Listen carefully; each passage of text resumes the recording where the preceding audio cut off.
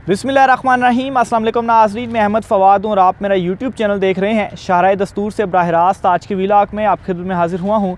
बड़ी important details हैं जो आज के व्लॉग में आपके साथ शेयर करना चाह रहा हूँ। सबसे पहले तो नवाज़ शरीफ की ताहयात नाअहली के हवाले से, क्योंकि जिस तरीके से कुछ हैपनिंग्स जो हैं वो सामने आ रही हैं, नवाज़ शरीफ की ताहयात नाअहली कैसे ख़त्म होने जा रही है और ये नाअहली सिर्फ़ और सिर्फ एक टर्म, और इसका मतलब ये हुआ कि नवाज़ शरीफ की वापसी और नेक्स्ट इलेक्शंस में नवाज़ शरीफ पार्टिसिपेट करेंगे। कुछ डिटेल इस हवाले से आपके सामने मैं रखूँगा। सुप्रीम कोर्ट ऑफ पाकिस्तान की जानिब से एक बड़ा फ़ैसला जो है वो सामने आया है और इस फ़ैसले के मुताबिक ताहयात नाअहली को कन्वर्ट किया गया है एक टर्म की नाअहली तक। ये क्यों किया गया, इस केस में क्या हुआ, हक़ाइक़ क्या हैं, इस हवाले से भी कुछ डिटेल्स आपके सामने रखूँगा। और आखिर में नाज़रीन, GHQ की जानिब से इमरान खान साहब को क्या एक बड़ी इजाज़त दे दी गई है और ये इजाज़त लॉन्ग मार्च से रिलेटेड है, इस हवाले से भी कुछ डिटेल आज के व्लॉग में आपके सामने रखूँगा।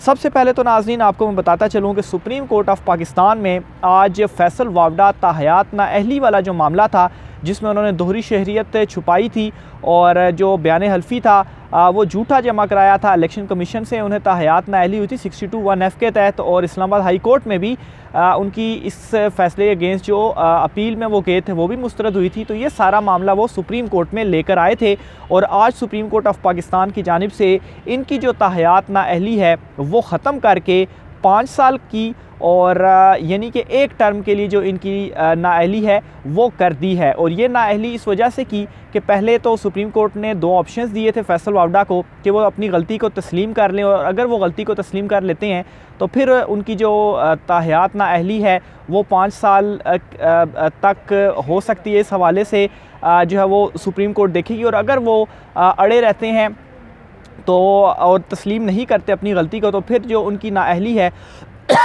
माफ़ कीजिएगा, तो फिर जो उनकी ताहयात नाअहली है वो 62(1)(f) के तहत ही हम देखेंगे। तो बहरहाल आज फैसल वावडा ने अपनी गलती को तस्लीम किया, अदालत से उन्होंने गैर मशरूत माफ़ी मांगी और अदालत में कहा कि वो अपने आप को अदालत के रहमो करम पर छोड़ते हैं।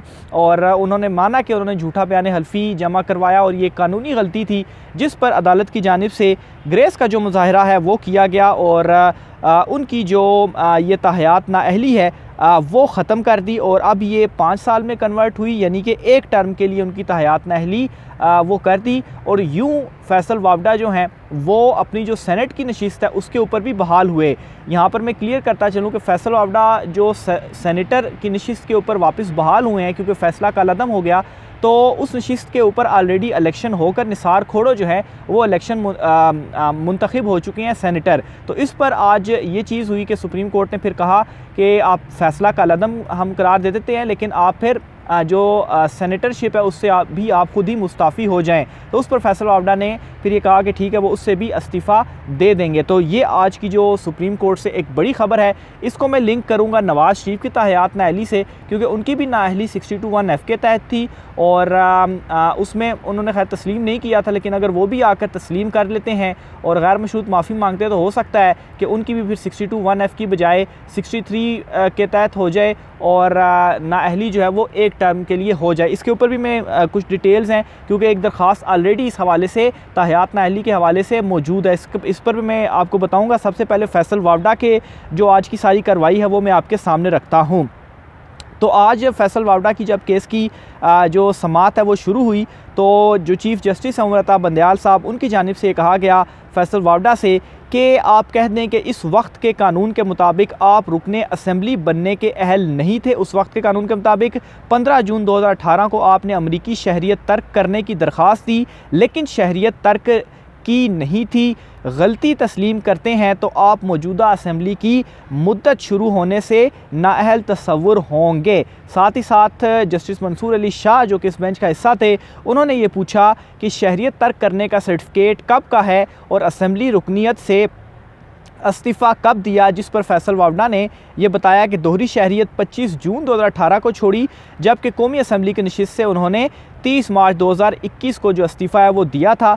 चीफ जस्टिस पाकिस्तान ने इस पर कहा कि फैसल वावडा ने 3 साल तक कौमी असम्बली की रुकनीत रखी। अदालत का मकसद आपको यहाँ पर बुला कर शर्मिंदा करना नहीं, लेकिन आपने 3 साल तक सबको गुमराह किया। अदालत के सामने पहले माफ़ी मांगे और फिर कहें कि इस्तीफ़ा देना चाहता हूँ।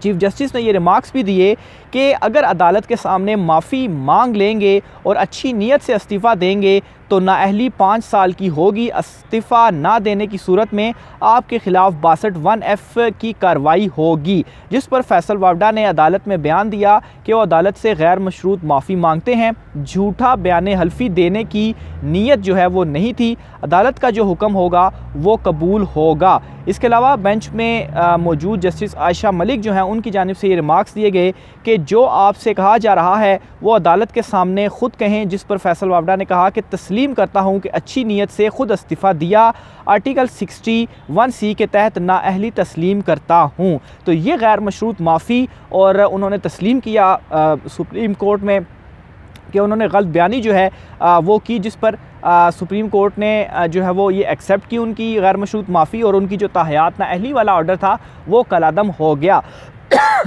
माफ़ कीजिएगा। अब इस सारे मामले को मैं लिंक करता हूं जो नवाज़ शरीफ की ताहयात नाअहली है।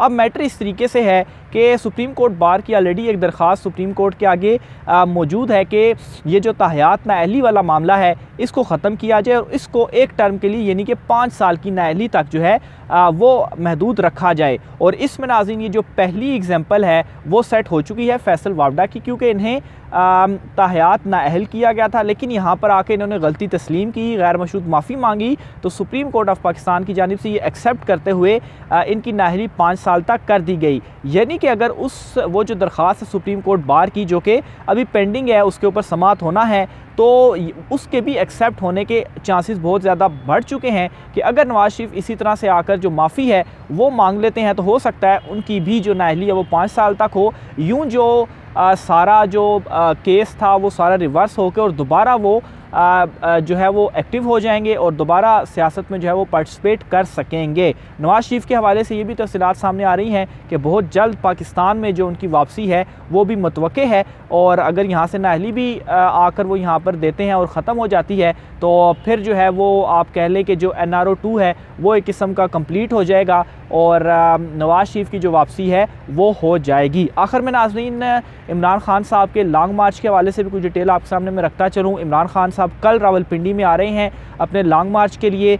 ऑलरेडी जो सिक्योरिटी है वो टाइट कर दी गई है, फैज़ाबाद जो है वो बंद कर दिया गया है। इसके अलावा इस्लामाबाद के और भी एंट्री पॉइंट्स जो हैं वहाँ पर भी रुकावटें और जो पुलिस है वो खड़ी हुई है। बहरहाल इमरान खान साहब कल आ रहे हैं और एक इजाज़त इमरान खान साहब ने मांगी थी क्योंकि वो लाहौर से हेलीकॉप्टर में यहाँ पर आएंगे तो पहले परेड ग्राउंड में इजाज़त मांगी गई तो इंतज़ामिया ने मौक़िफ़ दिया कि ये परेड ग्राउंड जो है वो चूँकि डायरेक्ट उस तरह से उनके अंडर नहीं आता तो इस पर वो इजाज़त नहीं दे सकते क्योंकि ये एक हसास सी जगह है।